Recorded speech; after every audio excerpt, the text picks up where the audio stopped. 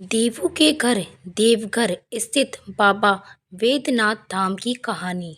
झारखंड के देवघर में स्थित वैद्यनाथ धाम 12 ज्योतिर्लिंगों में से एक है। इस 12 ज्योतिर्लिंग की सबसे बड़ी खासियत ये है कि ये विश्व का इकलौता शिव मंदिर है जहाँ शिव और शक्ति एक साथ विराजमान है। इसलिए इसे शक्ति पीठ भी कहते हैं। पौराणिक कथाओं में वर्णित है कि यहाँ माता सती का हृदय कट कर गिरा था, इसलिए इस हृदय पीठ भी 12 ज्योतिर्लिंगों के लिए कहा जाता है कि जहाँ जहाँ महादेव साक्षात प्रकट हुए वहाँ ये स्थापित की गई। कहते हैं कि भोलेनाथ यहाँ आने वाले की सभी मनोकामनाएं पूरी करते हैं, इसलिए इस शिवलिंग को कामना लिंग भी कहते हैं। कहा जाता है कि यहाँ पहले शक्ति स्थापित हुई, उसके बाद शिवलिंग की स्थापना हुई है। भगवान भोलेनाथ का शिवलिंग माता सती के ऊपर स्थित है, इसलिए इसे शिव और शक्ति के मिलन स्थल के रूप में भी जाना जाता है। मान्यता है कि बाबा भोलेनाथ के भक्त जब सावन में बाबा वैद्यनाथ मंदिर में कांवड़ लेकर आते हैं तो उन्हें शिव और शक्ति दोनों का आशीर्वाद मिलता है। इसलिए द्वादश ज्योतिर्लिंग बाबा वैद्यनाथ के मंदिर को शक्तिपीठ भी कहा जाता है। सावन के महीने में यहाँ लाखों श्रद्धालु भगवान भोलेनाथ को जल चढ़ाने के लिए पहुँचते हैं। पौराणिक कथाओं के अनुसार राजा दक्ष के महायज्ञ में भगवान शिव को नहीं बुलाए जाने पर माता सती रुष्ट हो गई थी और अग्निकुंड में खुद को समाहित कर लिया था।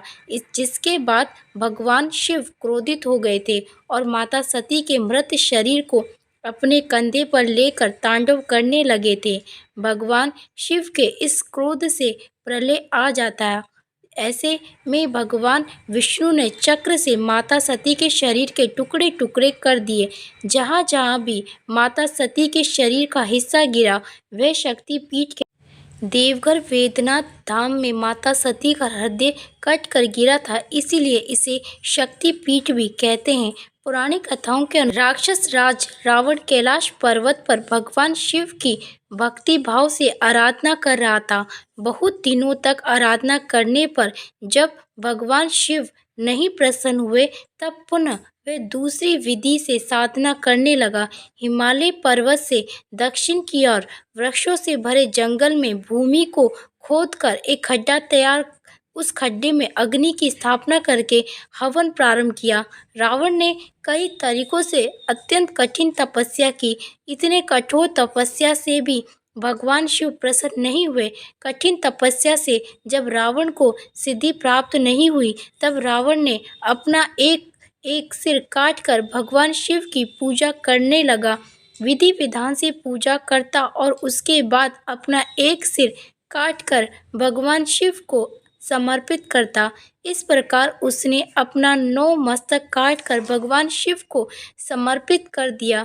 जब वह अपना अंतिम मस्तक काटने ही वाला था तभी भगवान शिव उस पर प्रसन्न होकर प्रकट हुए और साक्षात प्रकट होते ही रावण के सभी मस्तक जोड़ दिए। रावण भगवान शिव के सामने नतमस्तक होकर विनम्र भाव से हाथ जोड़कर कहा, हे देवेश्वर, मैं आपको लंका ले जाना चाहता हूँ, मेरी मनोरथ सिद्ध कीजिए।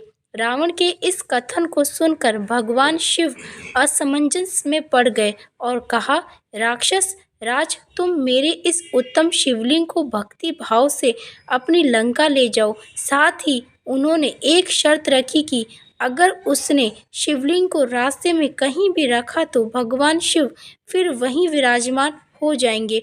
इधर भगवान शिव की बातें सुनते ही सभी देवी देवता परेशान हो गए। साथ ही समाधान के लिए सभी भगवान विष्णु के पास गए। सभी भगवान विष्णु से इस समस्या को समाधान करने के लिए कहा। दूसरी ओर भगवान विष्णु नहीं चाहते थे कि ये शिवलिंग लंका पहुँचे। इसे देखते हुए उन्होंने माता गंगा को रावण के पेट में समा जाने को कहा। रावण के पेट में माता गंगा के आने के बाद रावण को लघु शंका की इच्छा हो उठी। उसके बाद उसने शिवलिंग को एक बेजू नामक ग्वाले को पकड़ने के लिए दे दिया और वह लघु शंका करने चला गया। रावण जब लघु शंका करने लगा तो लघु शंका करने की उसकी इच्छा समाप्त नहीं हो रही थी। वह कई घंटों तक लघु शंका करता रहा और आज भी वहाँ एक तालाब है जिसे रावण की लघु शंका से उत्पन्न तालाब कहा जाता है। वहीं काफ़ी देर तक जब वह नहीं लौटा तो ग्वाला शिवलिंग को जमीन पर रख कर चला गया। इसके बाद रावण जब लौट कर आया तो उसने शिवलिंग को बहुत उठाने की कोशिश की, लेकिन शिवलिंग को नहीं उठा पाया। अंत में रावण शिवलिंग को अंगूठे से दबाकर वहीं पर छोड़कर चला गया। वास्तव में बेजू नामक ग्वाला भगवान विष्णु ही एक ग्वाला के रूप में थे, इसलिए इस स्थान को बेजू नामक ग्वाला नामक वेदनाथ भी कहा जाता है। आज वह शिवलिंग झारखंड के देवघर में स्थित वेदनाथ धाम और बाबा धाम नाम से जाना जाता है।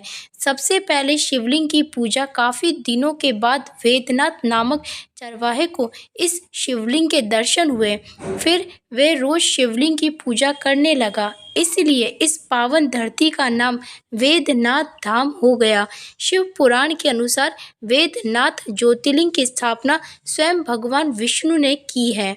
वीडियो अच्छी लगी हो तो लाइक, शेयर और ऐसे ही वीडियो को देखने के लिए हमारे चैनल को सब्सक्राइब जरूर करें। धन्यवाद।